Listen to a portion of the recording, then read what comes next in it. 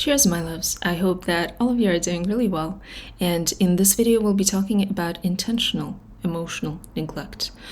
And this is a very, very, very widespread problem in relationships, and it comes from childhood, because I think the most common and the most widespread form of abuse that goes unacknowledged and undiagnosed that people are dealing with as they get older is actually emotional neglect.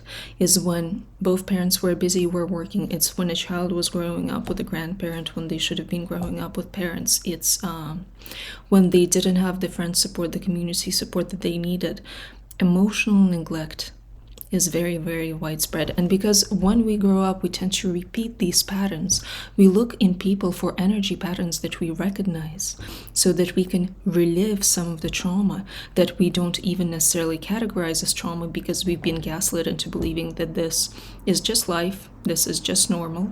And then in order to heal and to re-experience this trauma that we had in our childhood, we attract to ourselves people who treat us the way that a caregiver or both caregivers, if you were raised by two parents, were treating you. And because emotional neglect is so widespread in so many relationships, you can encounter it. The sad part is that it's often misdiagnosed. It's often one of these cases where the victim is actually the perpetrator, but from the outside, they look like a victim. Why? Because imagine if you enter a relationship, there's a silent contract. And the silent contract says, I'm going to be there for you. I'm going to take positive ownership of you. I'm going to care for you and for your well-being. It doesn't mean that I need to care more than you do, or that you're going to stop doing everything, or that you're not going to care for me, but there is a mutual exchange taking place there. And what happens if one of the partners says that they care, but they have no actions to demonstrate that they do? If you put that partner on mute, if you weren't listening to everything they say, everything they promise, how they avoid arguments by quickly agreeing with everything the other person is suggesting, and you just looked at their actions, you just looked at the way that they show up, it would be so clear that this is a person who is not caring, empathizing, and investing into the relationship to the extent to which it is expected that they would. Because that is the price of being in a relationship. In a relationship, you say, I care about you. I don't want to see you unwell. You matter to me. There is a complicity between us. You don't get to say, this is a cult of one. I'm an individual, I'm in the relationship only to take, and the second I need to give something, I withdraw myself. And what happens when a partner says all the right things but is behaving in this way? Their partner knocks and says, hey, I feel like something is off here. And sometimes they can't really tell what is off, but they're trying, they're circling around it, they're trying to get at it. The person says all the right things or ignores them. So the person knocks louder. And the other person says all the right things and ignores them. And then the knocking gets louder and louder and louder and louder. But the person that is being emotionally neglectful, willingly, whether they realize it or not, refuses to change and starts victimizing themselves. Starts going, do you see what I am dealing with in this relationship? Do you see this crazy person that I end up living with? Do you see what I have to put up with?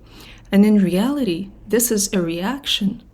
This is, I suppose it could be categorized as reactive abuse, because what is in fact going on is emotional abuse through emotional neglect, through lack of following through on promises. But that is invisible to the outside eye. That is a feeling inside of the person. And what the outside eye sees is the partner who's knocking like crazy, trying to get their needs met within a relationship that is a non-relationship. And again, it comes from that pattern in childhood of parents who tell you that they love you, parents who tell you that, or a caretaker, that tell you that you mean the world to them, but then if you look at the actions, you're just an excuse in their life. You're just a justification in their life, and in reality, the priority is them. In reality, they're always tending to their needs.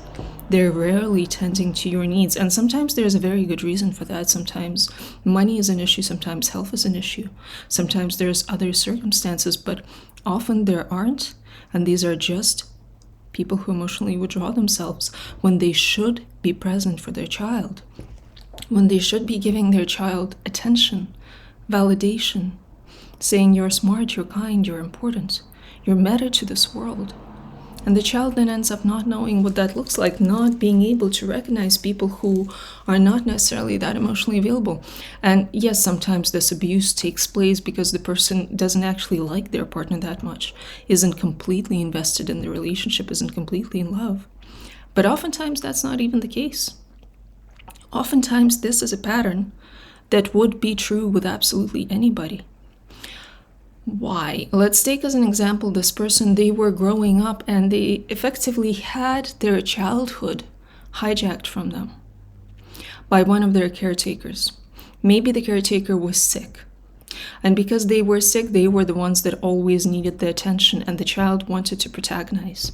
And the child was there, was nice, but secretly resented that. Felt like they don't get a chance to have the center stage. They don't get to be as selfish as they should be getting to be. They aren't getting their needs met. Maybe one of the parents was narcissistic or very self-centered. And again, they were all about themselves. And that attention that the child should have been getting, those needs that the child had that weren't getting met. Their strongest need is the need for freedom, for attention, for protagonism, for not being responsible for another person, for their well-being, for their feelings. Not taking care of another person, not taking charge of a relationship with another person. They resent it. They fear it on a very profound level. But they still want a relationship because people are wired for a connection. But they start seeing a connection as a place where they go in order to take things, not a place where they go for a mutual exchange. They end up with that entitlement, with that invisible abuse, with that lack of integrity and accountability for their partner. And the partner engages in all kinds of behavior. It includes reactive abuse, but it can be all kinds of attempts to find a way to build that connection, to please the person that they're with, to establish something that they have in common, to make the partner understand their value and the value of the relationship. And the sad part here is you'd say, well, if your needs are not being met up to such a point, why don't you just walk away? Because that person has a pattern of intended emotional neglect. They're starved. They're starved for a more profound, more intimate connection. They're starved for that support. And little as they end up getting from this relationship, it seems like better than the very, very scary option of getting absolutely nothing, even if it's getting absolutely nothing for a short period of time, because the quality of our life, at the end of the day, is the quality of our relationships. And people tend to engage in catastrophic thinking, especially when their needs are not being met. People tend to say, right now my needs are not being fully met, but at least my partner's throwing money at me. But at least they are offering me the opportunity to have kids. At least I have someone to go on vacation with. And what happens when nothing's there? Who says that there's better people out there? Who says that I will find something that doesn't look like this when this is what I knew my whole life?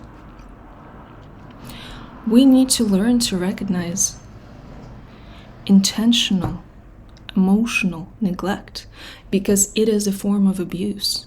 It takes the form of a person who was deeply wounded themselves, who didn't get to protagonize when they were a child, who is resentful about the fact that somebody whose needs they found impossible to meet and didn't want to be meeting to begin with stole the protagonism from them.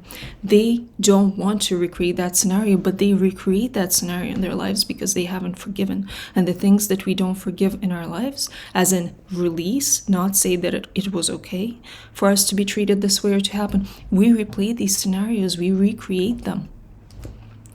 Oftentimes avoidants are like that. Oftentimes narcissists are like that, but not necessarily. The narcissist has that kind of need to separate and individuate from mother. They usually had an absent father, emotionally or physically as well. So the father wasn't providing an example of how to be healthy. And they had the mother that they couldn't separate and individuate from. And in the future, they don't want a profound emotional connection, they don't know what that looks like. And there's a lot of people who aren't even narcissists, who aren't NPDs, but they think they want a relationship because they're craving human connection. But they're craving a very superficial human connection because they are very terrified and resentful of the idea of being responsible for another human being. And then there's the people who recreate this neglect scenario from their childhood, and they end up, quite frankly, in the relationship looking like the abuser, even though they're not the abuser, because their needs are not being met. And they ironically believe that if they negotiate, if they explain, if they adapt, if they scream, if they do anything possible to establish that bond, the relationship is going to work, it's going to be saved. And they don't understand that the other person has to choose to change. You can never choose to change for another person. They can change, but they must first see the need for it themselves. And more likely than not, they will not see the need for it because they have a greater need that needs to be met. All right, cheers, my loves. I wish you all a beautiful day, and I'll be talking to you soon. Bye.